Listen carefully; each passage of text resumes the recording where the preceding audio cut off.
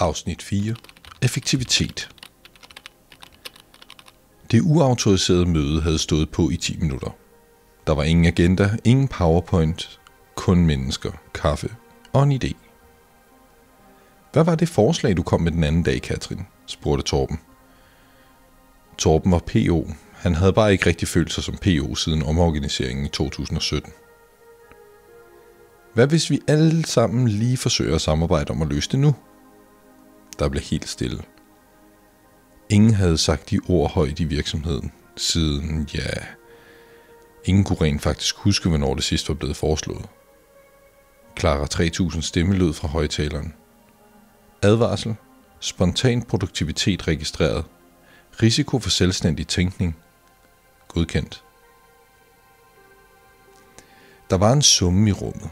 Kollegaerne var begyndt at tage de guldnede flipovers ned, som de havde lavet på en eller anden workshop for flere år siden, og egentlig ikke havde set på siden. Pludselig kom whiteboards til syne, og nogen begyndte at tegne brugerflade mockups. Andre skrev formler. Det var kaos, men folk var glade. De næste dage delte udviklere kode, rettede fejl, løste problemer uden at skrive mails og uden at booke møder.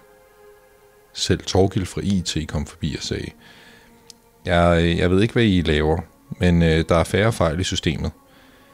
Det føles forkert, men rigtigt. Lars dukkede op med sin laptop under armen, stadig uden adgang til Excel. Er det her et møde? Spurgte han. Nej, sagde Mads. Det er arbejde. Et gys gik igennem Lars. Han havde så længe holdt møder, at han helt havde glemt, hvordan arbejdet så ud. Han blev stående et øjeblik, som om han ventede på, at nogen skulle give ham en agenda.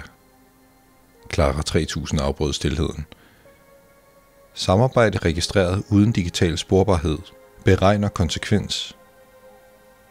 Resultat 27,8% højere produktivitet og 41% mere arbejdsglæde.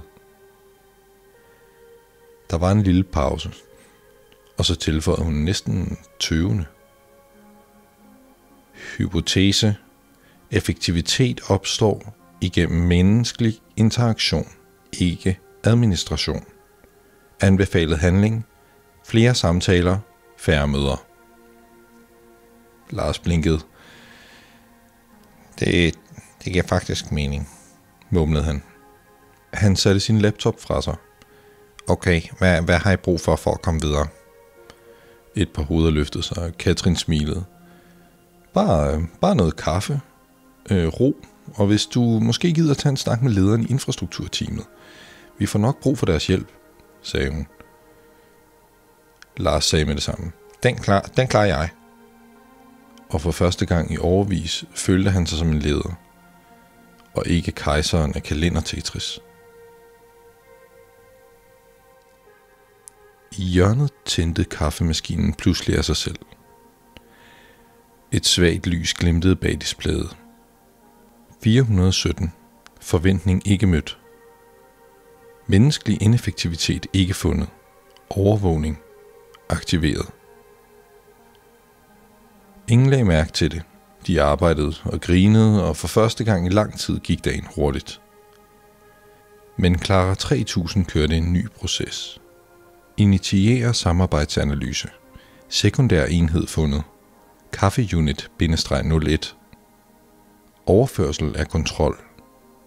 12%.